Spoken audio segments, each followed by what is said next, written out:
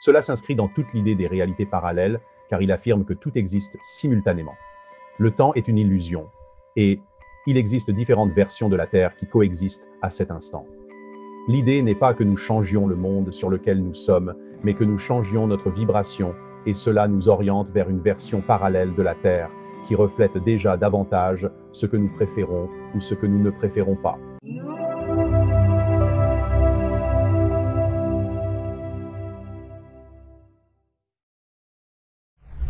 Je suis ravi de te retrouver dans l'émission, Daryl Anka. Comment ça va, Daryl? Ça va super. Et toi, Alex? Je me porte très bien, cher ami. Merci infiniment d'être revenu lors de notre dernière conversation. Ah, faites un carton. Les gens ont adoré notre conversation et les gens continuent de la regarder et de l'écouter partout dans le monde.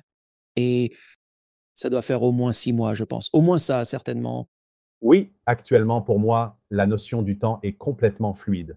Je ne me rappelle même plus de quel jour nous sommes. Mais ça s'est vraiment bien passé. Alors, je t'ai appelé pour dire, hey, tu veux revenir? Je suis persuadé qu'on a d'autres sujets à aborder.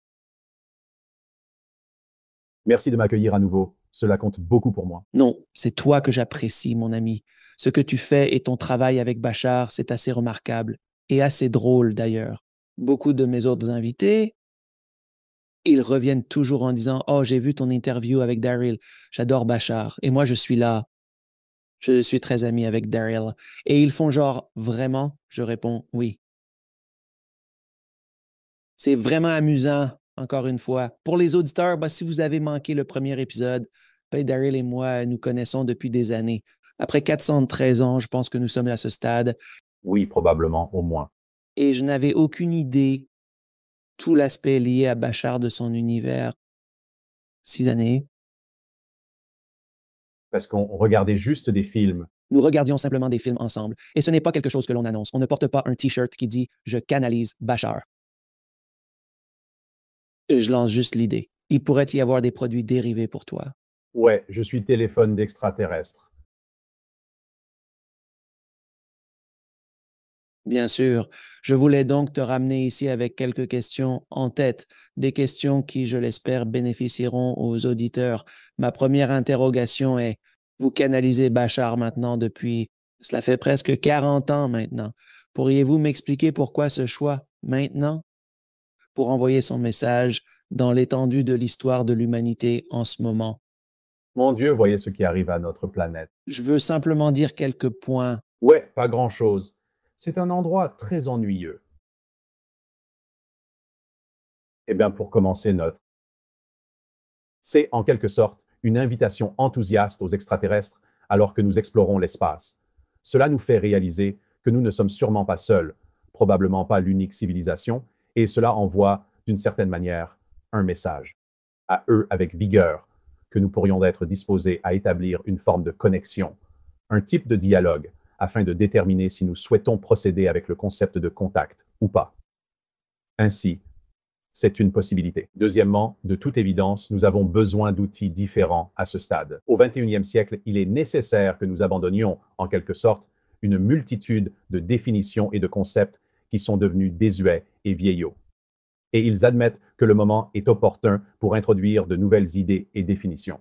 Et nous pouvons espérer que cela induira un changement dans notre réalité, ou tout au moins dans celle de certaines personnes, afin de, une fois de plus, en quelque sorte, modifier notre vibration et nous rapprocher davantage de la possibilité d'établir un contact avec eux. Alors, permettez-moi de vous interroger, car vous avez évoqué un point intéressant. Nous devrions abandonner les vieilles idées, les éléments obsolètes.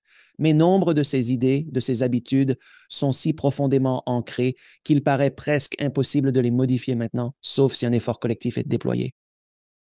Et choix de changement. C'est un peu comme, je pense, lorsque la pandémie a frappé, c'était le premier grand choc pour le système, où désormais les gens travaillant de chez eux, réévaluant leur vie, leurs priorités. C'était cette énorme pause dont la planète entière avait essentiellement besoin pour réfléchir. C'est un événement sans précédent dans toute l'histoire de l'humanité, selon mes connaissances. Oui, pas nécessairement de cette manière précise. Cependant, ils tirent avantage de ces circonstances. Ils comprennent que cela représente un changement psychologique significatif, un point d'inflexion où les individus commencent à rechercher de la nouveauté, à s'ouvrir à des idées inédites. Ils sont donc prêts à exploiter cette dynamique, à observer ce que nous sommes prêts à intégrer dans nos vies. Mais il est clair que cela ne doit pas nécessairement se produire de manière abrupte. De façon collective, à mesure que les individus évoluent personnellement, cela conduit progressivement à un changement collectif plus large. Tout comme n'importe quoi. Chaque génération commence à former un nouveau collectif avec de nouvelles idées. Je veux dire, réfléchissez-y vraiment. Depuis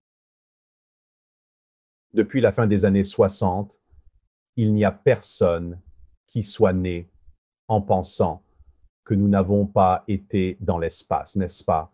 Donc, c'est comme quand je suis né, ce n'était pas quelque chose de vrai. Mais maintenant, les trentenaires, les quadragénaires, les quinquagénaires ont toujours pensé que nous avons été dans l'espace. C'est donc un grand changement dans notre conscience collective et une ouverture, comme je l'ai dit, une sorte d'invitation pour que d'autres êtres reconnaissent que nous pourrions être prêts pour une plus grande prise de conscience de ce qui se trouve. Est-ce que, parce que de nombreuses idées et messages que Bachar transmet, ils abordent certes les thèmes de l'espace et de la technologie, mais le cœur de leurs propos est avant tout la croissance personnelle, le développement intérieur de l'âme humaine et de l'humanité dans sa globalité. Pourquoi cela les préoccupe-t-il, dois-je demander? Pourquoi la peine? Nous sommes sauvages. Eh bien, en quelque sorte, sans entrer dans les détails de cette histoire, nous sommes de la même famille qu'eux, n'est-ce pas? Alors, ils nous perçoivent ainsi. Et nous avons en fait une certaine connexion génétique avec sa civilisation. C'est une grande histoire, une longue histoire, mais ils nous considèrent comme de la famille et ils essaient de nous aider. Ils savent ce que c'est que de faire partie d'une communauté galactique plus vaste. Ils connaissent les changements que cela peut apporter à une civilisation en termes de perspective et de vision de la vie. Mais encore une fois, ils ne nous forcent à rien. C'est pourquoi ils restent en quelque sorte en retrait et se contentent de transmettre des informations de diverses manières, comme par des intermédiaires et ainsi de suite, pour voir ce que nous sommes prêts à accepter, ce à quoi nous sommes prêts à nous accrocher, et ensuite décider par nous-mêmes si nous voulons aller plus loin. Mais de leur point de vue, le type de civilisation représentée. Ils sont très passionnés, aider les gens à s'éveiller. C'est simplement leur orientation, car ils connaissent l'impact de leur propre évolution jusqu'à ce point où ils ont pu élargir leur conscience et comprendre ce qui devient accessible à quelqu'un dont la conscience est ouverte. Et encore une fois, ils ne nous forcent pas à escroire sur parole, mais plutôt, ils nous proposent une bouteille à utiles. Et si vous l'appliquez dans votre vie, vous prouverez à vous-même qu'il existe d'autres manières de vivre et peut-être que cela changera la façon dont vous expérimentez la vie dans votre monde. C'est donc simplement leur manière de fonctionner en nous guidant doucement vers un éveil personnel. Alors, quand vous mentionnez l'éveil, c'est un sujet fascinant. J'ai même un livre juste derrière moi qui traite de l'éveil et les yogis en parlent depuis environ 5000 ans, cherchant à s'éveiller de Maya, de cette illusion. Au fil des siècles, une multitude de philosophies et de religions ont abordé ce thème. Pourriez-vous clarifier ce que vous entendez exactement par éveil? Est-ce cela? C'est un terme qui a été inventé récemment. C'est la théorie de la simulation qui est en fait Maya, où nous sommes dans une illusion.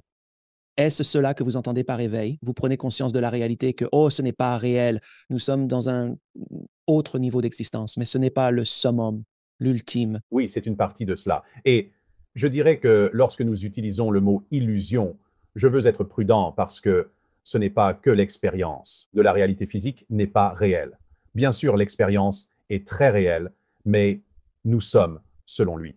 Et comme vous l'avez dit, de nombreux autres enseignants, au fil du temps, nous sommes ceux qui créons cette illusion. C'est une projection de la conscience. Je viens de lire un article récent qui suggère que même la physique quantique commence à adhérer à l'idée que, tout ceci pourrait n'être qu'une sorte de projection holographique émanant de quelque part. Ainsi, même la science commence à aborder la nature éphémère et insaisissable de la réalité physique. Et donc, effectivement, il s'agit de prendre conscience que ce que nous expérimentons dans notre vie est le fruit de notre propre création, façonnée par nos croyances sur notre identité et les processus que nous choisissons de suivre pour apprendre et nous développer. Selon Bachar, cela constitue l'essence même de la réalité physique. C'est comparable à l'acte d'oublier volontairement que nous sommes un être étendu, afin de pouvoir redécouvrir cette vérité sous une perspective différente. C'est par ce mécanisme que l'univers de la création continue de s'étendre. car d'après lui, la structure fondamentale de l'existence reste inchangée. Elle est ce qu'elle est, immuable, mais notre relation avec elle, notre expérience et notre perception de celle-ci sont en perpétuelle transformation. Ainsi se développe la création. Et ainsi, le concept de traverser ces expériences corporelles, ces épreuves limitées dans le temps, avec le tentative ou potentiel, de percer cette illusion et de comprendre que c'est vous qui avez créé cela pour vous-même avec un but bien précis. Élargit considérablement votre conscience, vous offre une toute nouvelle perspective sur la vie et rend simplement les choses beaucoup plus faciles à comprendre. D'accord, parce qu'il semble que sans cette prise de conscience d'une réalité plus vaste, tout cela semble aléatoire et chaotique, un chaos complètement dénué de sens. Oui, mais quand on saisit pleinement la nature et la structure de tout cela et la manière dont on le crée, comme Bachar l'explique souvent, alors cela devient quelque chose sur lequel on peut réellement prendre le contrôle et vivre l'expérience de façon complète, qui vous apporteront toujours les enseignements que vous désirez apprendre et qui vous aideront à évoluer. Mais cela ne doit pas se transformer en souffrance. Cela ne doit plus être un combat incessant. C'est notre éveil, la réalisation que nous n'avons pas forcément à lutter. Nous ne sommes pas obligés de souffrir. Les défis, bien entendu, surgiront toujours sur notre chemin. Mais selon Bachar, les défis sont source d'amusement. Ils constituent un moyen qui nous aide à acquérir de nouvelles perspectives et à évoluer. Il ne s'agit donc pas tant de perdre face aux défis, mais plutôt de se libérer de la souffrance et de la lutte, des états auxquels nous avons été habitués pendant des millénaires parce que nos choix ont été restreints, parce que nos connaissances étaient également limitées. Il tente donc de nous aider à mieux comprendre comment les choses fonctionnent réellement, approfondir notre connaissance de l'univers, de la création et de la réalité, afin d'acquérir davantage d'outils pour travailler et devenir des personnes plus créatives, sans avoir à lutter ou souffrir. Vous avez mentionné précédemment que nous choisissons notre réalité et cette projection qui se trouve juste devant nous. Pourriez-vous approfondir un peu plus cela, l'expliquer davantage pour ceux qui pourraient ne pas tout à fait comprendre, que nous créons littéralement la réalité dans laquelle nous marchons chaque jour? Oui, je sais qu'il y a beaucoup de confusion autour de l'utilisation de ce mot et que le langage lui-même est très limité. Alors, quand je dis et quand Bachar dit que nous choisissons, ça ne signifie pas que nous choisissons consciemment. Autrement dit, ce n'est pas comme si, tu sais, tu avais choisi consciemment d'avoir un accident. Mais ce qu'il veut dire, c'est que les systèmes de croyances, les définitions à propos de toi-même en relation avec la vie que tu choisis parce qu'on t'a appris à les choisir, comme je ne suis pas digne ou il m'arrive inévitablement des mauvaises choses ou des choses comme ça qui mijotent en quelque sorte dans l'inconscient, provoquent certains effets. Et c'est ce qu'il entend par le fait que nous les choisissons et que nous les créons. Donc, une grande partie de son information est comment entrer en contact et prendre conscience des croyances que vous avez adoptées sur vous-même en relation avec tout ce qui se passe afin que vous puissiez avoir une meilleure définition et une meilleure relation avec cette chose et l'utiliser à votre avantage au lieu de fonctionner en pilote automatique, pour ainsi dire, et de simplement laisser les croyances inconscientes diriger votre vie. C'est devenir plus conscient de soi, plus éveillé quant à qui vous êtes. Cela renvoie en quelque sorte à ce vieux dicton. Connais-toi toi-même et vraiment vous enquêter pour comprendre pourquoi croyez-vous ce que vous croyez sur vous-même. Pourquoi vous accrochez-vous encore à quelque chose que peut-être vos parents, votre éducation, vos amis ou votre société vous ont enseigné et qui ne fonctionne pas pour vous, qui n'est pas qui vous êtes vraiment?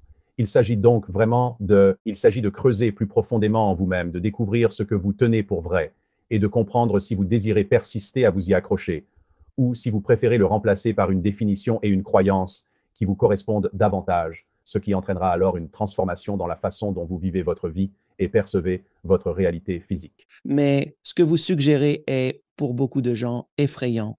Se pencher sur soi, regarder à l'intérieur, s'analyser, pourquoi cela fait-il peur? C'est une autre définition.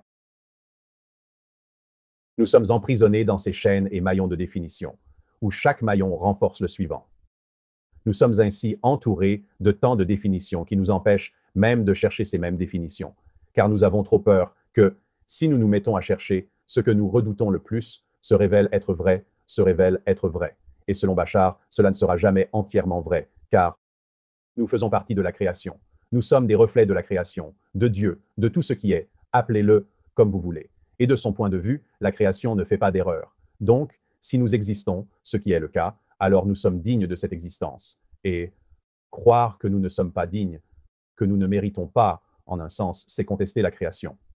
Eh bien, Bachar dit que nous ne gagnerons jamais cette dispute, parce que nous ne pouvons jamais cesser d'exister. Alors, il est essentiel d'accepter le fait de votre existence comme la preuve irréfutable que vous êtes digne de cette existence. Cessez de vous lamenter, de vous dénigrer et de vous sous-estimer. Nous sommes des reflets de la création, et notre présence ici a pour but de permettre à la création d'exprimer toute son ampleur. Pour cela, il est crucial de commencer par briser ces chaînes de définitions négatives qui nous maintiennent à terre, ces définitions que nous ne reconnaissons pas toujours ou dont nous ne sommes pas conscients. Il est temps de les débusquer, de les amener à la surface, de marquer une pause et de se dire attendez, cela n'a aucun sens. Dans la vie, il est illogique de penser de la sorte, de nourrir de telles croyances. Selon Bachar, reconnaître cette absurdité est le premier pas vers la rupture de ces chaînes, nous libérant ainsi pour comprendre que nous avons le pouvoir de choisir les définitions qui nous conviennent le mieux, car chacun d'entre nous est unique. Nous avons une perspective différente de tout le monde. Nous sommes une partie unique de la création et nous méritons d'exprimer pleinement qui nous sommes dans la vie. Alors, est-ce ce qui se passe dans la société actuellement? J'ai l'impression que beaucoup de choses qui étaient sous-jacentes ont refait surface. C'est pourquoi il y a tant de choses en plus. Tout, je veux dire, entre la guerre, la violence, la politique et l'économie, est-ce que c'est ce qui se passe actuellement dans l'humanité? Il a dit que c'était vraiment ça. Parce que les gens se demandent pourquoi c'est si fou en ce moment. Et il répond, eh bien, vous êtes dans ce cycle de négativité depuis des millénaires. Vous êtes en quelque sorte à la fin, et vous êtes sur le point de basculer vers quelque chose de différent. Mais pour y parvenir, il faut en quelque sorte mettre toutes les cartes sur la table, toute la négativité, toute la positivité, chaque choix qui pourrait être fait. Nous sommes actuellement témoins de tout, rassemblés en un seul lieu. Cela nous offre donc l'opportunité de nous interroger. Souhaitons-nous poursuivre dans cette voie? Je veux dire, observer l'intensité des reflets des événements actuels. Comme vous l'avez mentionné, la guerre, le racisme et toutes ces problématiques refont surface avec force, parce qu'il est grand temps pour nous d'affronter ces enjeux et de prendre de véritables décisions concernant le type de monde dans lequel nous désirons vivre. Ainsi donc, c'est un peu plus complexe que cela. Mais en gros, ce que Bachar essaie de dire, c'est que voici votre opportunité. Cette opportunité ne sera probablement ouverte que pour une période limitée. Et il y aura des individus qui prendront des décisions qui les guideront vers un chemin spécifique, tandis que d'autres feront des choix différents qui les dirigeront vers une autre voie. Et ce qu'il veut vraiment exprimer, c'est cela touche à toute la notion de réalité parallèle, car il dit que tout existe simultanément. Le temps est une illusion, et il existe différentes versions de la Terre en ce moment même. L'idée n'est pas que nous changions le monde sur lequel nous sommes, mais que nous changions notre vibration, et cela nous oriente vers une version parallèle de la Terre qui reflète déjà davantage ce que nous préférons ou ce que nous ne voulons pas. Donc, en ce moment, c'est comme un creuset d'idées. Voici la négativité, voici la positivité, voici la neutralité, voici toutes ces choses que nous pourrions choisir. Que voulez-vous choisir alors lorsque les gens commencent à préférer une chose à une autre? Même individuellement et collectivement, ils commencent à s'orienter dans cette direction. Et finalement, il dit, dans les années à venir, plus il y aura de personnes optant pour une direction particulière, plus cela contribuera à cristalliser cette tendance, perspective, et ne pourront même plus percevoir les personnes ayant une idée différente. Il dit donc, c'est ce qu'il appelle le prisme de la scission de son point de vue. Et c'est comme si nous étions littéralement dans une gare et que nous décidions de quel train et de quelle voie nous allons emprunter. Mais finalement, quel que soit le train que vous prenez, ce sera le seul train sur lequel vous pourrez monter, car maintenant, tous les rails s'éloignent dans différentes directions. Et une fois que vous serez trop loin sur votre voie choisie, il sera encore plus difficile de décider « Oh, je veux être dans cet autre train », parce que maintenant, c'est comme si c'était à des centaines de kilomètres de distance. C'est donc le moment du choix crucial. Il est temps de faire un choix.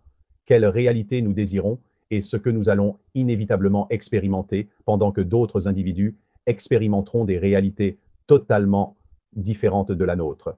Mais ils les vivront dans une réalité parallèle qui est différente. Eh bien, je veux dire, je pense qu'à ce stade précis, même au sein de notre réalité actuelle, il existe des personnes qui expérimentent la vie à des niveaux complètement différents, que ce soit en termes de pauvreté, de violence ou d'autres formes de difficultés. Est-il vrai, selon le point de vue de Bachar, que nous sommes vibration et que plus la vibration est élevée, plus c'est ce que nous attirons à nous? Autrement dit, un maître de yoga, un maître soufi ou quelque chose d'approchant ne va probablement pas être agressé dans la rue. À peu près, À moins qu'il n'y ait une leçon qu'il doit apprendre. mais de manière générale. De manière générale, oui, tout est une question de résonance, tout est une question de fréquence. Ce que vous émettez, c'est ce que vous recevez en retour. C'est comme un diapason. Vous fonctionnez à une certaine fréquence. C'est cela que vous voyez reflété en retour, parce que c'est tout ce qui peut vous être reflété. Il dit en substance que vous ne pouvez expérimenter que ce qui correspond à votre vibration. À l'inverse, ce qui n'est pas en harmonie avec elle vous reste inaccessible. Cependant, comme mentionné, il y a une certaine souplesse, car les personnes ont été conditionnées à attribuer une signification particulière à certains types de choses. Et en gros, Bachar dit, il ne veut pas dire cela de manière négative.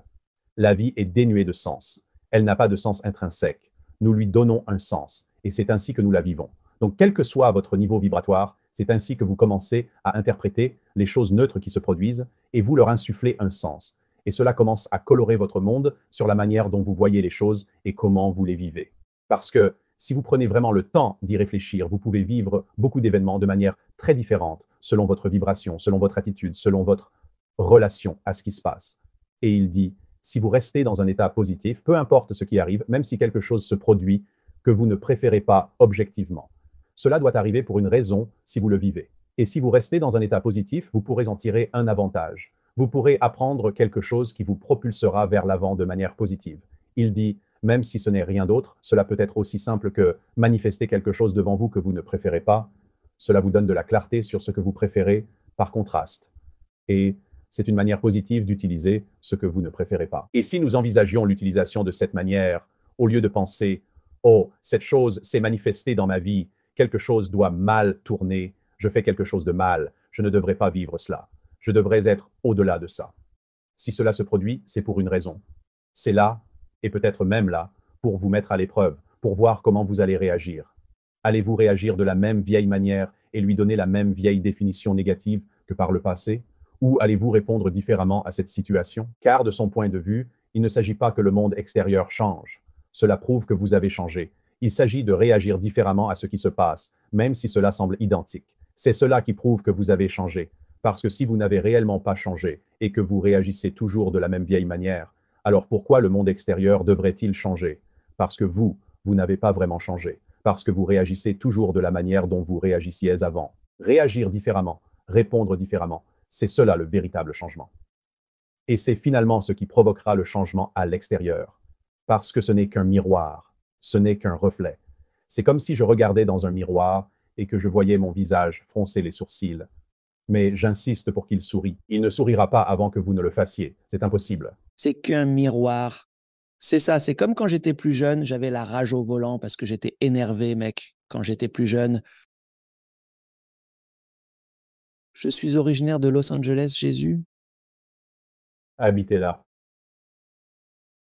Mais en vieillissant, et je l'espère, en mûrissant davantage, que ce soit comme adulte ou des choses comme ça, vraiment, ne vous en faites pas. Je ne le prends pas personnellement. Si quelqu'un agit de la sorte, moi, je continue mon chemin et je laisse couler. Mais quand j'étais plus jeune, j'étais vraiment direct. C'était de la folie, n'est-ce pas? En raison de vos définitions inconscientes, vous êtes porté à croire que quelque chose de néfaste vous arrive, n'est-ce pas? Comment osez-vous m'interrompre? N'est-ce pas? Vous ne savez pas qui je suis? J'ai entendu récemment une histoire sur au comptoir d'enregistrement de l'aéroport, un employé a dû gérer un client difficile.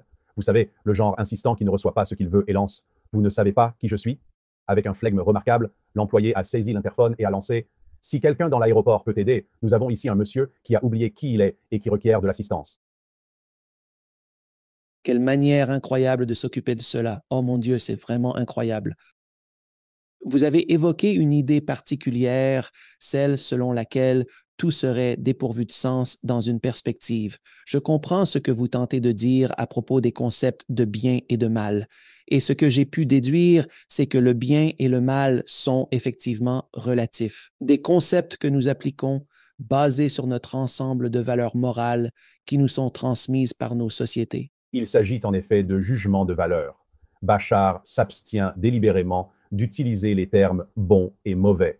À la place, il parle d'énergie positive et négative, et selon son point de vue, cette approche est purement descriptive et mécanique. En d'autres termes, le positif est ce qui unit, ce qui s'éteint, ce qui établit des connections. Le négatif est simplement ce qui a pour effet de séparer, de diminuer et d'isoler. Et peut d'une manière réduire votre perspective, limitez votre perspective. Il parle donc vraiment de l'idée que, oui, il peut y avoir du positif, il peut y avoir du négatif. Mais parfois, vous pouvez aussi utiliser quelque chose de négatif pour une raison positive. Et inversement, quelque chose de positif pour une raison négative. C'est pour cela qu'il évite l'idée de jugement de valeur sur le bien et le mal, car cela lui semble vraiment trop nébuleux. Et il s'efforce de décrire ce qui nous arrive sur le plan énergétique et mécanique, lorsque nous y pensons en termes d'énergie positive et négative, ou de mécanismes que nous utilisons, parce que, voyez-vous, je veux dire, nous sommes ces êtres expansifs, ces esprits illimités, mais nous avons utilisé l'idée d'un mécanisme négatif pour limiter notre conscience afin de vivre une expérience physique, parce que nous sommes plus que cela. Ainsi, nous utilisons un mécanisme dit négatif pour une raison positive. Et c'est pour cela que pour lui, ce n'est pas simplement noir ou blanc, tranché net. Tout dépend de ce que vous en faites, de la manière dont vous l'utilisez. Maintenant, vous avez mentionné la formule de Bachard. Il y a, je pense, 4 ou 5 étapes à cela. Pouvez-vous, de manière simple et rapide, passer en revue ces 5 étapes? Bien sûr, et chacune de ces étapes nécessite une explication plus approfondie pour que les gens comprennent vraiment comment cela fonctionne. C'est en fait une boîte à outils. Il parle même de cela comme d'un manuel d'instruction, de la même manière que vous auriez un manuel pour utiliser une machine. Il dit que si vous suivez les instructions, la machine fonctionnera comme prévu à votre avantage. Si vous ne le faites pas, peut-être que la machine fonctionnera, mais peut-être que vous vous blesserez ou qu'une autre partie de la machine se détériorera. Alors, les 5 étapes de son manuel d'instruction ou de la formule sont d'agir selon votre passion, de le faire aussi pleinement que possible et aussi longtemps que possible, jusqu'à ce que vous ne puissiez plus continuer d'agir selon celle-ci. Et c'est un point crucial pour beaucoup de gens, d'agir sans aucune attention exigence quant au résultat de cette action, à son apparence ou à ce qu'elle devrait être. Quatrièmement, restez dans un état positif, quelles que soient les circonstances, car c'est ainsi que vous pourrez en tirer un bénéfice. Et cinquièmement, vous devez vous permettre d'examiner réellement vos systèmes de croyances pour découvrir pourquoi vous croyez ce que vous croyez, car très souvent, nous le faisons par habitude. Et donc, ces 5 choses permettent aux gens de gagner en perspicacité et, d'une certaine manière, de prendre le contrôle de leur vie. Lorsqu'ils appliquent cela de manière très spécifique et très précise dans leur vie, quand ils font cela, toutes ces choses commencent à se produire et sont liées à cela. Notre vie devient synchronistique. Plus de synchronicité se produisent dans notre vie. Cela devient un chemin de moindre résistance. Il nous connecte à d'autres formes de notre enthousiasme. Cela se transforme en le moteur de notre existence, nous fournissant l'énergie nécessaire pour progresser. Cela nous réfléchit tout ce qui n'est pas en harmonie avec notre système de croyance, nous permettant ainsi de l'inspecter et de le relâcher. Il nous relie à toute forme de soutien dont nous avons besoin. Ces choses se produisent automatiquement. Lorsque vous suivez ces 5 étapes, c'est vraiment magique. Mais ce n'est pas seulement l'idée de la magie, c'est l'idée que c'est ainsi que fonctionne la réalité. Il nous décrit en fait comment nous créons notre réalité, mais nous ne savons pas que nous le faisons de cette manière. Alors, en suivant ces 5 étapes, pour les raisons qu'il a exposées, cela ouvre véritablement les portes de la perception et vous commencez alors à voir comment tout est interconnecté et comment vous pouvez tirer avantage de n'importe quelle situation qui se présente à vous dans votre vie et la percevoir sous un angle totalement différent. C'est véritablement assez stupéfiant et révélateur. Oui, ce sont ces étapes vraiment puissantes, ces 5 étapes. Si vous pouvez faire cela, ce qui, en passant, n'est pas facile, toutes-les. Conviction forte. Je veux dire, Oui, je vois ce que vous voulez dire. Je comprends bien. C'est difficile parce que nous sommes tellement ancrés dans des définitions dépassées. Exact. vous avez raison. Mais il a aussi dit qu'il n'existe pas de situation difficile. Ce sont seulement nos définitions qui la rendent difficile. Alors nous devons nous accrocher à l'idée. C'est pourquoi, de son point de vue, il est si important de créer de nouvelles definitions, car beaucoup de pensées métaphysiques, beaucoup de réflexions spirituelles, est basé sur des définitions qui sont devenues très obsolètes. Et cela nous échappe. Il serait possible de décrire une expérience. Mais nous ne décrivons pas nécessairement le mécanisme qui provoque l'expérience, même si nous le croyons. Donc, cette différence, je veux dire, cette analogie fonctionne admise. Nous dirons que le soleil se couche, nous savons que le soleil ne se couche pas, nous savons que c'est la Terre qui tourne, et c'est pourquoi nous voyons cela, cette expérience. Donc, décrire l'expérience d'un coucher de soleil ne décrit pas le mécanisme qui cause cette expérience. Et c'est là la grande différence. Ce qu'il dit à propos de certains concepts métaphysiques que nous avons et pourquoi nous pensons qu'ils fonctionnent ne sont pas la raison pour laquelle ils fonctionnent. Et en restant accrochés aux anciennes définitions, nous nous retrouvons à répéter les mêmes schémas, les mêmes habitudes et tout ce genre de choses. Et nous ne pouvons pas trouver comment en sortir. Ce sont les nouvelles définitions qui nous libèrent. C'est en voyant le mécanisme pour ce qu'il est réellement qui crée l'expérience. Cela nous libère pour voir les choses d'une manière différente, de la même manière que lorsque les scientifiques ont décidé « Oh, c'est la Terre qui tourne autour du Soleil et non le Soleil qui tourne autour de la Terre », cela a changé toute notre réalité. Donc, c'est la même chose sur le plan métaphysique que ce que Bashar tente de faire pour nous. Il nous donne des définitions qui nous libèrent du passé et nous propulsent vers l'avenir avec une perspective complètement différente. Ainsi, les définitions dont vous faites mention sont devenues obsolètes. Ces définitions, lorsqu'elles ont été établies, l'ont été en tenant compte de l'époque et de l'état d'évolution des individus de ce moment précis qui se rapportaient essentiellement à la sphère religieuse. De nombreuses idées qui étaient abordées il y a de cela quelques 2000 ans ne s'appliquent pas vraiment aujourd'hui car dans la Bible, l'esclavage était acceptable. Je veux dire, à cette époque-là, pratiquement tout le monde en possédait un. De nos jours, c'est mal vu et cela paraît tout à fait normal. Mais c'est un exemple vraiment intéressant de vieilles idées, de vieilles définitions et de tout ce qui est ancien, qui ne nous convient plus aujourd'hui et qui doit nécessairement évoluer. C'est une affirmation correcte, n'est-ce pas? Oui, et c'est précisément ce qu'il fait. Donc, encore une fois, une compréhension plus profonde de l'aspect métaphysique de cette évolution, c'est ce qui nous permet de comprendre comment la réalité fonctionne de manière plus approfondie et nous permet en quelque sorte d'ouvrir les yeux et de dire « Oh, je suis libre de faire cela. Je suis libre de voir les choses différemment.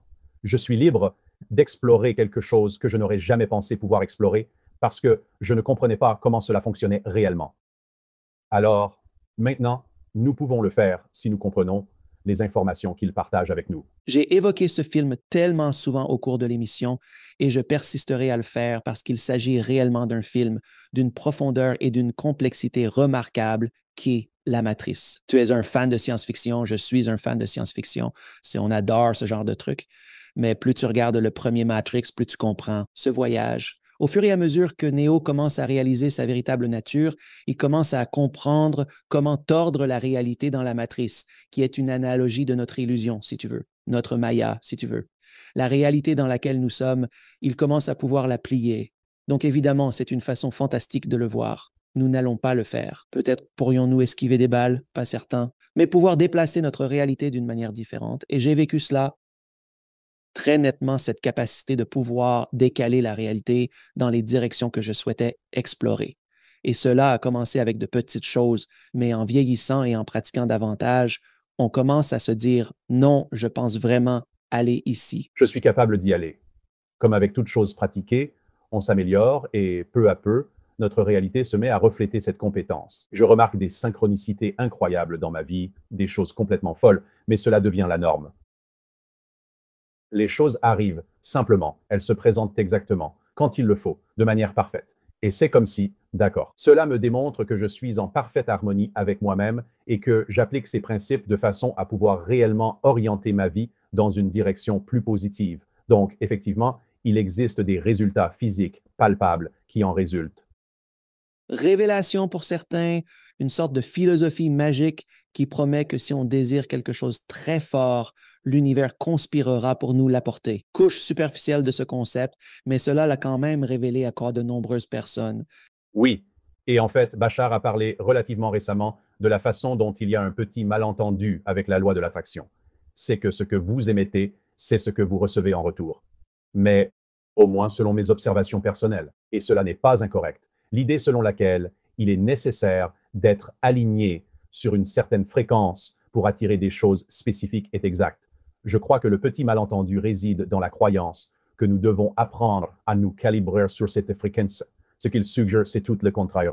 Nous incarnons déjà cette fréquence. Elle constitue notre état naturel d'être. C'est notre vibration fondamentale, et cette vibration fondamentale est conçue pour attirer tout ce dont nous avons besoin dans la vie. Ainsi, il ne s'agit pas tant d'apprendre cette fréquence, mais plutôt de veiller à ne pas l'entraver. Il s'agit d'éviter d'avoir des croyances qui bloquent cette fréquence.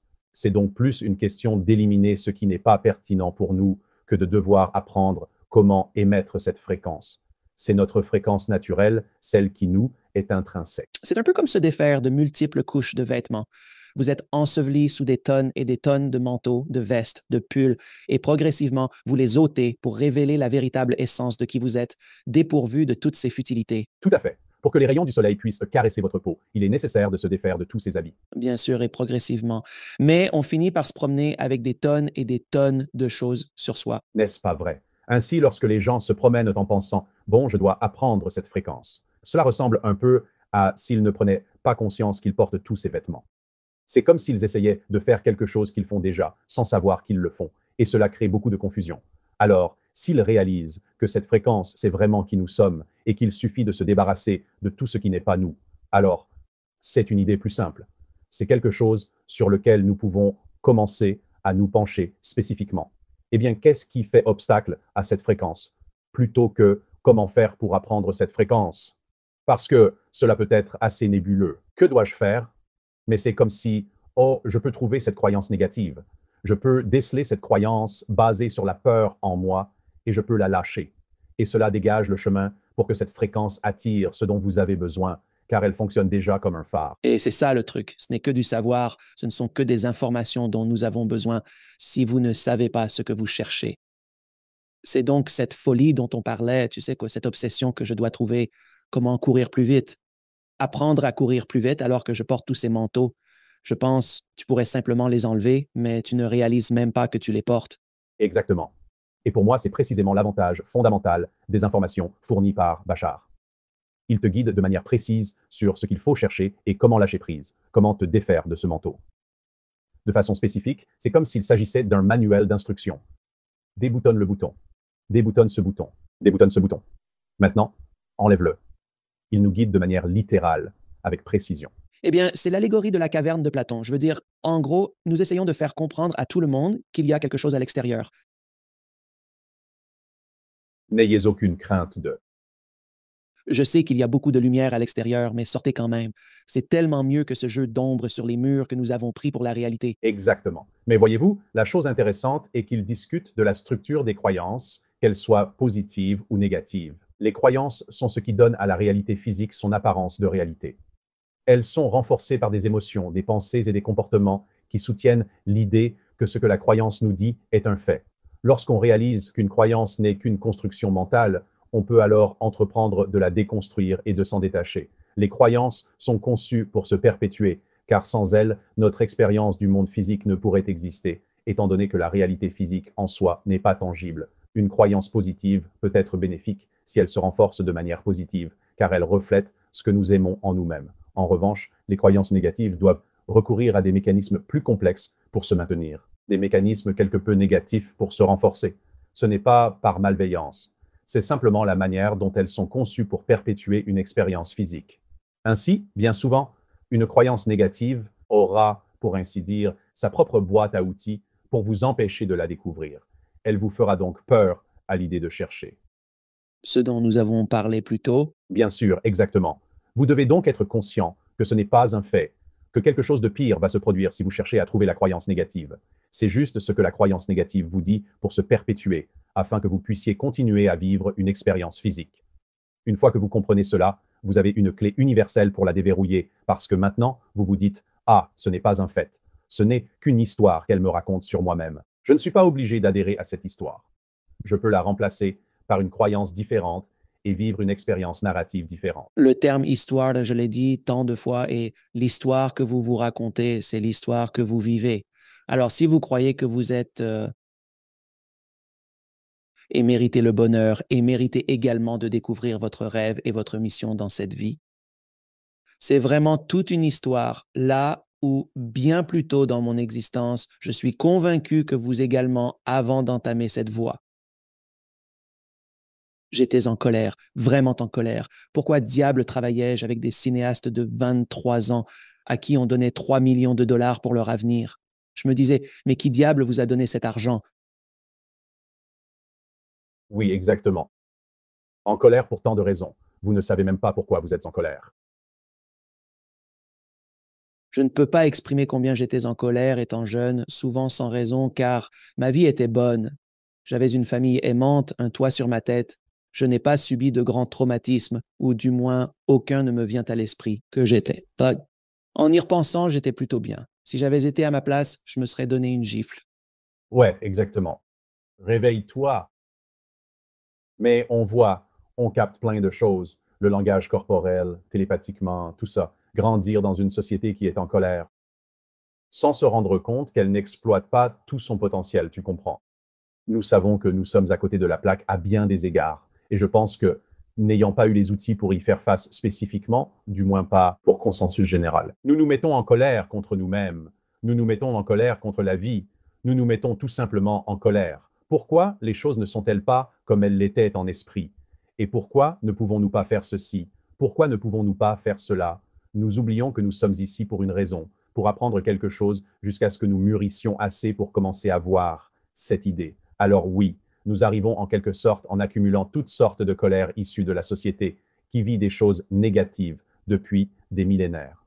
Et même, comme tu l'as dit, lorsque nous avons un grand avantage dans notre vie ou plusieurs avantages, nous avons tendance à ignorer cela et à ne pas le voir parce que nous sommes tellement pris dans ce tourbillon émotionnel qu'est la société humaine sur Terre, et cela depuis des millénaires, avec peu d'exceptions. Savoir, mais tous les grands enseignants qui sont venus, sachez-le, que ce soit le Christ, Bouddha, Krishna, peu importe, ils ont tous dit la même chose.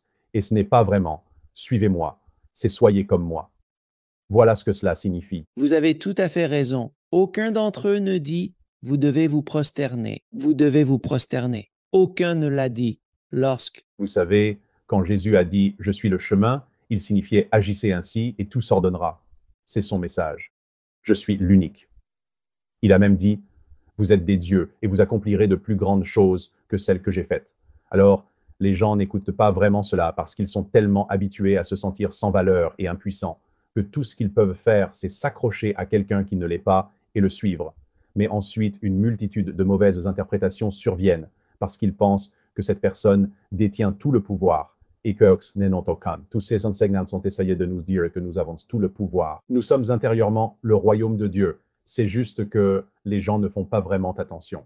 Bien sûr, comme le disait Yogananda, le Christ a été crucifié pour un jour, mais ses enseignements ont été crucifiés pendant 2000 ans. Lequel, dirais-je, est le parfait parmi les parfaits? La parole parfaite que je souhaitais vous adresser, puisque vous avez fait mention d'eux, ces êtres, ces sortes de maîtres, ces maîtres ascensionnés. En philosophie orientale, ce sont des maîtres ascensionnés. Quel est le ressenti de Bachar? Ces enseignants, ces maîtres qui, au fil de milliers d'années, sont venus et ils ont été extrêmement nombreux. Jésus dispose simplement d'un attaché de presse très compétent, tout comme Bouddha. Exactement. Il décrit de manière précise ce que cela représente, notre conscience collective. Nous offre régulièrement ces opportunités par le biais de ces êtres, de temps à autre pour chaque culture. C'est là notre chance de véritablement s'ouvrir et de prêter une attention soutenue à ce qu'ils ont à nous dire, au lieu de retomber dans les anciennes définitions qui nous limitent. Je suis impuissante, vous êtes tout puissante. Je dois vous donner ma fidélité, car sans vous, je ne vaux rien, je ne suis rien. Nous devons arrêter d'écouter cette histoire, car elle ne correspond pas à ce que ces maîtres ascensionnés nous transmettent. Exactement. Maintenant, je voulais vous demander quelle est la définition de l'âme selon Bachar. Une âme est une expression de votre conscience. À un niveau spécifique, explorée, en pleine expansion, elle-même, de différentes manières, car il existe des niveaux supérieurs à cela, dont certains ont été décrits dans la littérature comme étant surévalués.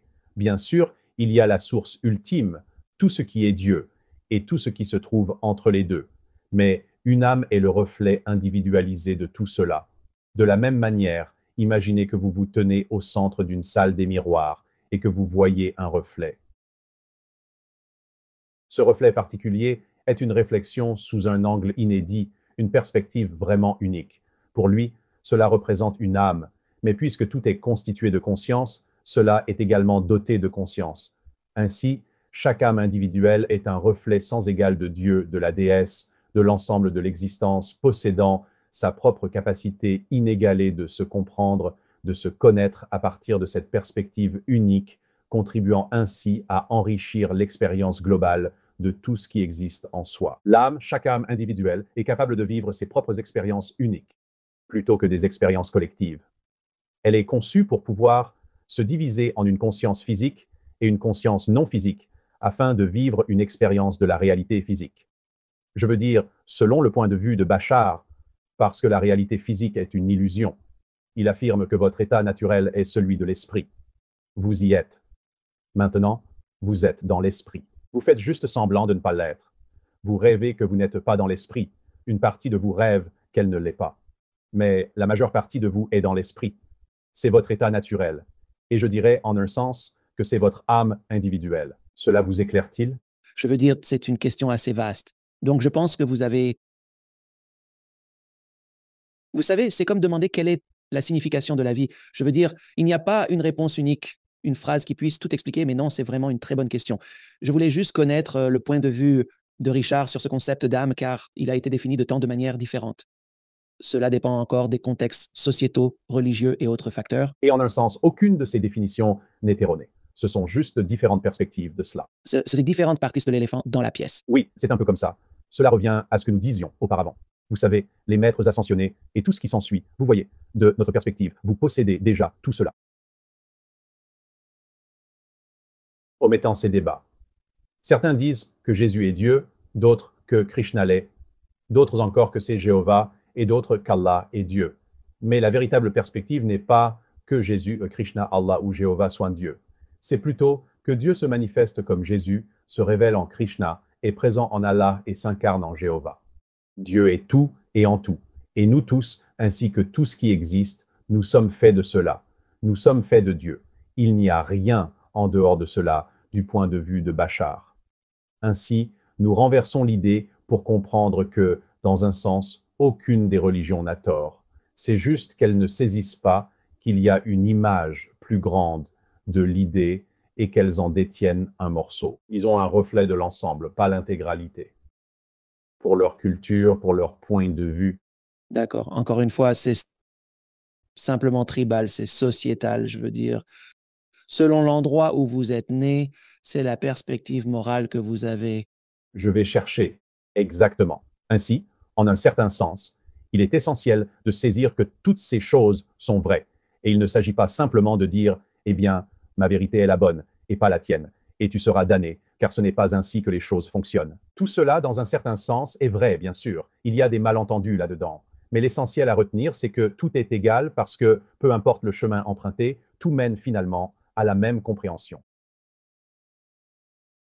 Vous soulevez un bon point sur quelque chose, que il se passe beaucoup de choses dans le monde en ce moment et il y a beaucoup de choses, disons, mauvaises qui se produisent, comme la guerre et d'autres dans ce genre, des événements négatifs qui arrivent. Et c'est une question que beaucoup de personnes se posent. C'est pour cela que je la pose. Pourquoi Dieu permet-il des gens similaires à Poutine? Je pense que c'est la mauvaise question. Dieu étant tout, n'a pas besoin de permettre. Dieu est tout simplement. C'est ainsi. Nous faisons les choix, nous avons la liberté de choisir. C'est notre plus grand pouvoir. Nous pouvons être négatifs, nous pouvons être positifs. Vous devez comprendre que lorsque vous consultez un dictionnaire et que vous cherchez le mot inconditionnel, cela signifie qu'il n'y a aucune condition. Si nous disons « Oh, Dieu est l'amour inconditionnel », nous devons vraiment insister sur le mot inconditionnel. En réalité, tout est une manifestation de Dieu. Cela inclut à la fois les aspects négatifs et les aspects positifs. C'est entre nos mains, car nous sommes des âmes individualisées avec le libre arbitre. Nous avons le pouvoir de décider comment nous exprimons l'idée divine. Ce n'est pas une question de volonté ou de permission de Dieu, mais plutôt une expression intrinsèque de ce qu'est Dieu. Et nous avons le pouvoir de décider. Le contrôle est entre nos mains sur la manière dont nous souhaitons exprimer la part de Dieu que nous sommes. Alors nous ne pouvons pas reprocher à Dieu de ne pas intervenir, car exister est une expérience inconditionnelle. Nous décidons à quoi ressemble cette existence. C'est exactement comme au coup d'envoi d'un match de football. Une équipe croit que Dieu est de son côté et l'autre équipe pense la même chose. Ils prient tous les deux avant le match, espérant la victoire, en disant « J'ai du respect pour l'autre, mais aujourd'hui, je veux l'emporter sur lui. Peux-tu m'accorder ton aide, Jésus ?» J'ai toujours été intrigué par cette situation. Ouais, et de la même manière, tu sais, il y a des gens qui, quand tout va pour le mieux, s'exclament « Louez Jésus ». Mais pourquoi ne disent-ils pas « Louez Jésus » quand les événements prennent une tournure moins favorable? N'est-ce pas aussi un moment où cela pourrait être utile, tu ne penses pas? Mais encore une fois, cela revient à cette mentalité tribale, cette perspective étriquée selon laquelle tout doit graviter autour de soi, de sa propre expérience, sans considérer celle des autres. C'est tout. C'est absolument tout. Et c'est à nous de décider ce que c'est. Voilà ce que Dieu représente. C'est que nous avons le pouvoir de décider. C'est ça, avoir le libre arbitre. Oui, nous établissons nos propres destins, mais dans ce cadre, nous avons aussi notre propre libre arbitre. Alors ça dépend de nous. La question que je souhaite vous poser est la suivante. Bénéficions-nous d'un accompagnement spirituel constant tout au long de notre existence? Y a-t-il des maîtres ascensionnés, des guides spirituels, des anges ou d'autres entités de l'au-delà qui nous orientent et nous soutiennent? Le plan de notre vie tel que nous l'avons préétabli, notre projet de vie, pour nous enseigner les leçons dont nous avons besoin d'apprendre? Oui, ils aident, ils guident, mais ils ne le font pas à notre place. Exact, car cela dépend de nous. Mais ils suggèrent, ils orientent. Je veux dire, en quelque sorte, cette question revient presque à demander, eh bien, avons-nous des amis dans la vie? Avons-nous une famille? Eh bien, en quoi l'esprit serait-il différent? Nous avons des amis, nous avons de la famille là-bas. Nous avons des personnes avec lesquelles nous avons pu interagir de diverses manières. Nous pouvons avoir des personnes qui le font tout simplement parce que c'est ce qu'elles ont choisi de faire. Donc oui, nous avons des guides, nous avons de l'aide, nous avons toujours... Sachez, Bachar a souvent dit, et c'est une phrase que j'aime beaucoup, sachez, vous n'avez pas besoin de demander plus d'aide. Il a dit que vous recevez toute l'aide qu'il est possible de recevoir. Ce que vous devez faire, c'est vous éveiller et prêter attention à l'aide que vous obtenez déjà. Vous devez juste en prendre davantage conscience. C'est à cela que sert la prière. Et des choses comme ça, c'est simplement se rendre plus reconnaissant pour ce que l'on reçoit déjà. Parce que tout ce qu'il est possible de vous donner, vous l'avez. Rien ne vous est retenu. Il s'agit de prendre conscience que vous êtes dans un état d'appréciation et de gratitude pour ce qui vous aide déjà. Et ensuite, vous pouvez commencer à le percevoir plus clairement en étant à nouveau dans cet état. Ce que vous émettez est ce que vous recevez. Vrai, tout à fait vrai. Une autre question que j'ai pour vous, et j'aimerais entendre le point de vue de Pichard là-dessus, et s'il vous plaît, dites-le moi, je ne veux pas y répondre. Quel rôle la religion a-t-elle joué dans notre évolution en tant que société à travers l'histoire, et pas seulement aujourd'hui? Eh bien, cela dépend de la personne et de ce qu'elle retire de l'expérience. Tout ce qui se trouve dans la réalité physique, il l'appelle un laisser-passer. Autrement dit, c'est une technique, un outil, un objet, un rituel, une situation. Vous croyez avoir besoin de vous donner la permission d'être davantage vous-même. Si la religion est la voie qui fonctionnait pour vous, alors c'est celle qui fonctionnait pour vous. Maintenant, je cesse de manière générale. La religion peut souvent être dévalorisante dans le sens où, eh bien, vous avez besoin de moi pour vous dire comment vous relier à Dieu et que vous n'avez pas cette capacité par vous-même, ce que je trouve absurde. Mais encore une fois, si c'est une technique, un outil, un chemin qui fonctionne pour vous, qui vous permet de mieux vous connaître, d'être une personne plus positive, plus créative, alors adoptez-le toute la journée, c'est très bien, ça n'a pas d'importance. Mais si vous l'utilisez de manière négative pour séparer, pour diviser, pour mépriser, pour vous sentir supérieur que des autres et des choses de ce genre, je pense que cela perd son sens et cela prend simplement la forme des croyances basées sur la peur qui résident chez la personne qui pratique cette religion. Et pour rebondir sur ce sujet, quelle est la position de Bachar concernant la réincarnation? Et cette idée alors, car des milliards de personnes. D'accord, une fois de plus, nous entrons dans de la métaphysique profonde ici. La réincarnation pour lui est aussi réelle qu'une expérience. Ce n'est pas une description exacte du mécanisme. Autrement dit, et il faut le répéter, tout existe de manière simultanée. Le temps est une illusion. Ainsi, si tout l'univers et tout ce qu'il contient existent en même temps, ils ne sont séparés que par cette illusion du temps. Donc, pour lui, l'expérience de la réincarnation prend forme de cette manière. Ce que nous appelons le passé est quelque chose qui existe en ce moment même. Ce que nous appelons le futur est quelque chose qui existe en ce moment même. Nous établissons une connexion énergétique avec quelqu'un qui existe en ce moment même dans ce que nous appelons le passé, comme une étiquette, parce que nous avons besoin de télécharger de l'expérience et des informations de cette personne qui nous aideront dans cette vie, dans ce thème que nous explorons.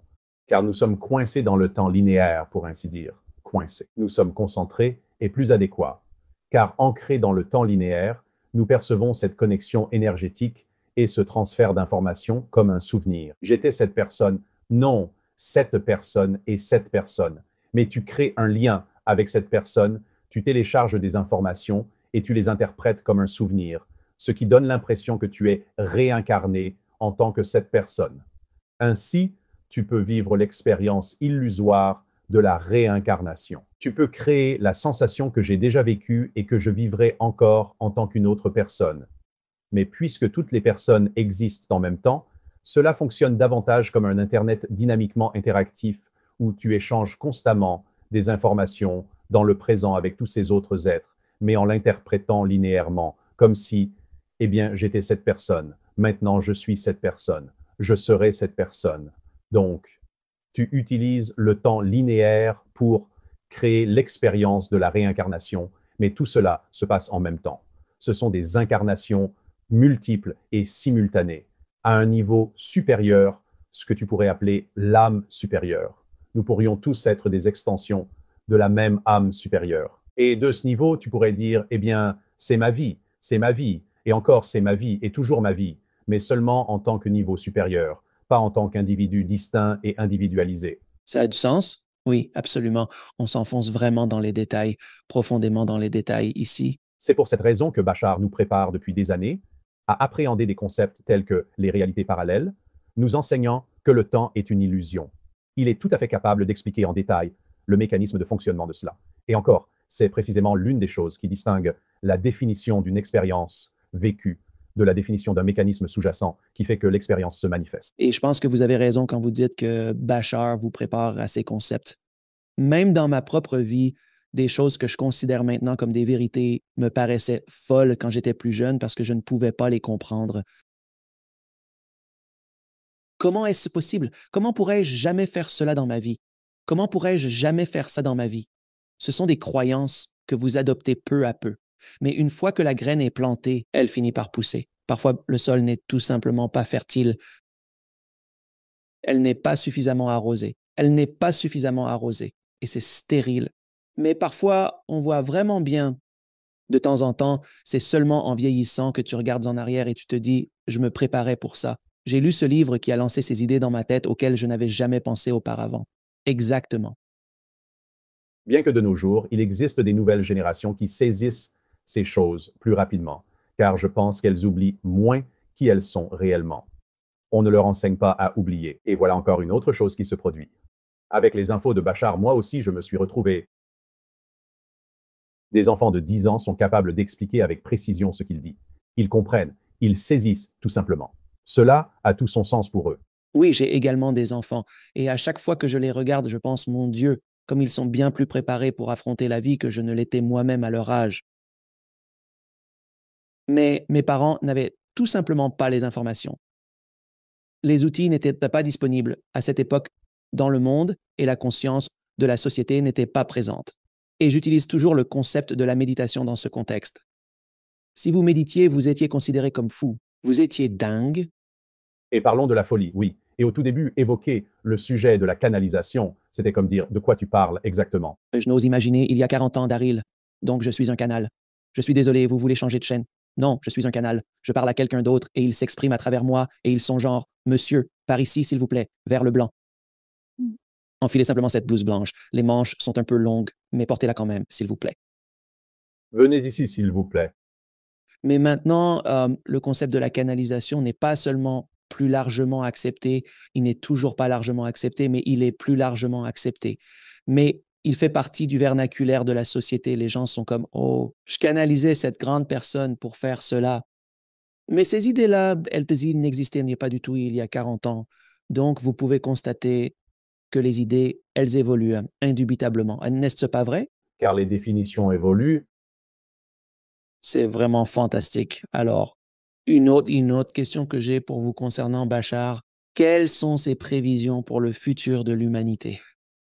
Voit-il quelque chose qui prévoit-il un scénario positif ou négatif pour l'avenir? Souvenez-vous de ce que nous disions sur le fait que vous ne changez jamais le monde dans lequel vous êtes.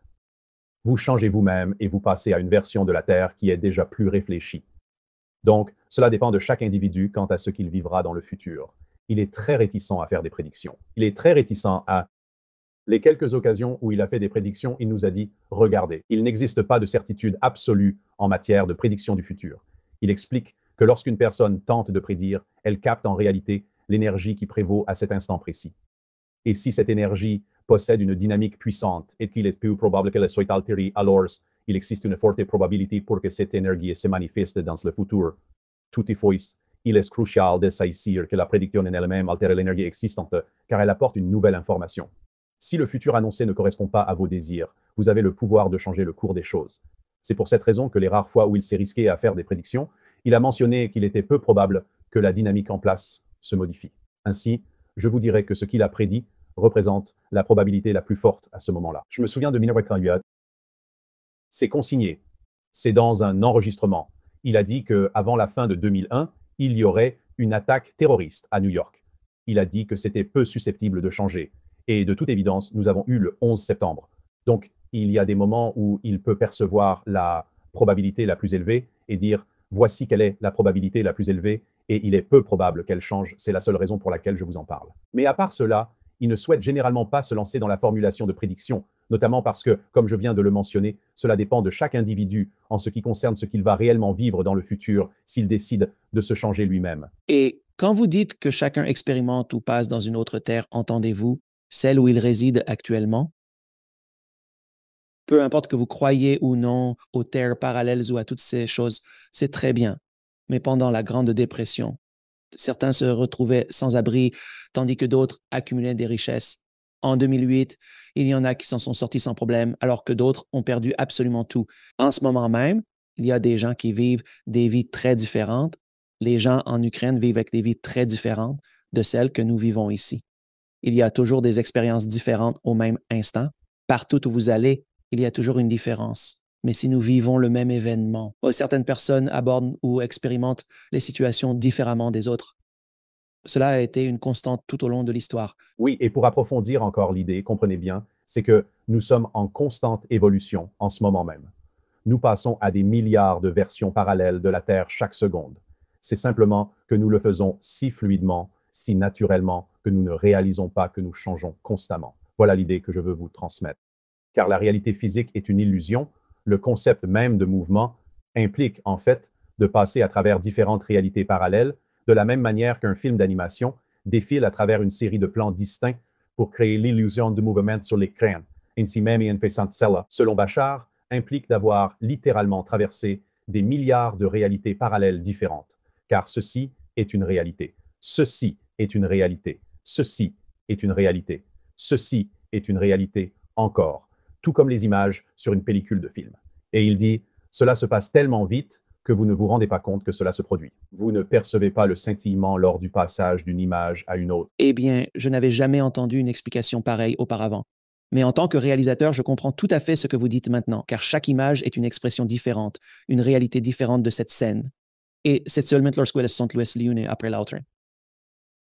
Ou le changement, c'est là que vous obtenez l'illusion du mouvement. Et que les films, les vidéos sont une illusion. Ce ne sont que des images fixes louées à une certaine cadence. La réalité physique est en fait structurée de cette manière. C'est pourquoi il existe des réalités parallèles, car vous avez un nombre infini d'images et vous pouvez aller dans n'importe quelle direction. Donc, c'est une question de fréquence qui choisit les images que vous vivez et celles que vous acceptez de vivre, semblables à quelqu'un d'autre, ce qui nous permet d'avoir cette conversation. Nous sommes tous les deux d'accord pour passer à travers des images qui permettent à cette conversation d'exister. Mais nous changeons toujours d'image. Et mon changement de réalité n'est pas votre changement de réalité. Votre changement de réalité est une réalité différente. Mais nous convenons de passer à travers des cadres qui donnent l'impression que nous partageons la même réalité, ce qui n'est pas le cas. Je vais perdre la tête. Et un nuage en forme de champignon. Non, c'est génial, c'est incroyable, Daryl. Merci beaucoup. Je vais te poser les dernières questions que je pose à tous mes invités. Quelle est votre définition d'une belle vie? Être fidèle à soi-même, être qui on est vraiment. Comment définissez-vous Dieu? Tout ce qui existe est tout. Rien n'est exclu de cela. Et quel est donc le but ultime de l'existence? Être soi-même et se permettre de contribuer à l'expansion de l'existence. Je veux dire, cela revient encore à se demander, qui êtes-vous réellement, comme un reflet de tout ce qui existe? Qu'est-ce qui fait de vous ce que vous êtes? Et jusqu'à quel point pouvez-vous vraiment l'être, ce vous? Pouvez-vous percer l'illusion? Pouvez-vous apprendre à grandir? Pouvez-vous apprendre à mieux vous connaître? Pouvez-vous être davantage vous-même? Pouvez-vous agir selon ce qui est véritablement vous? C'est là toute l'essence de la passion. La passion est le reflet de votre vie authentique, de votre véritable vibration. C'est donc être vous-même, c'est vous connaître et être prêt à agir en conséquence. Et Daryl, où les gens peuvent-ils trouver plus d'informations à ton sujet, sur ta collaboration avec Bachar, tes ouvrages, tes cours, tes vidéos et tout ce genre de choses? Ils peuvent visiter deux sites web différents. Ils peuvent aller sur bachar.org, ou ils peuvent se rendre sur darelanka.com, barilanka.com pour découvrir nos actualités. Oui, effectivement. Vous possédez une chaîne YouTube remarquable. Vous mettez en ligne des vidéos de manière régulière avec Bachar, n'est-ce pas? Il existe une multitude de façons d'écouter ce que Bachar a à partager. Il y a littéralement des centaines d'enregistrements d'événements qu'il a animés. Les individus sont encouragés à les explorer et à déterminer par eux-mêmes s'ils trouvent cela captivant. Cela a été un plaisir, mon ami, de discuter avec toi, comme toujours. Je pourrais te parler pendant des jours, alors je t'en prie, reviens encore. J'adore ça. J'adore parler avec toi, mon ami. Et encore une fois, merci non seulement de revenir, mais aussi pour tout le travail incroyable que tu as accompli pendant ces 4 décennies, ce qui est impossible parce que tu fais 25 ans. Donc, je ne comprends pas. Stanling a été vraiment très bon envers moi. Mon cher ami, Je vous suis reconnaissant. Merci beaucoup. merci Alex. Soignez-vous. Merci de regarder. Cliquez sur une des vidéos ci-dessous pour poursuivre votre voyage et n'oubliez pas de vous abonner.